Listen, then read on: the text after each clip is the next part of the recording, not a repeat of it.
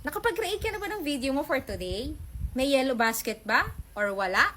Okay lang yan. Try searching Creator Search Insights. Ang gawin mo, itype mo ha, dyan sa search bar sa taas. Tapos, kapag nakita mo na lumabas sa screen mo yung Creator Search Insights icon, tap mo yung view. After mong maklik yung view, lalabas lahat ng topics na meron sa Creator Search Insights.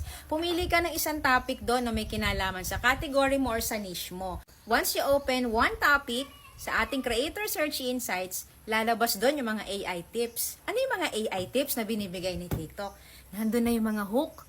May mga script na din doon, guide, tsaka tips on how to improve your script para matapos mo yung video. At you have there your hashtags. Hindi ka na mahihirapan maghanap ng hashtag kasi may hashtag na doon na ibinigay si TikTok na i-add mo lang bago mo i-upload ang iyong video, di ba? Kompleto. Wala mang yellow basket or may yellow basket, try using Creator Search Insights.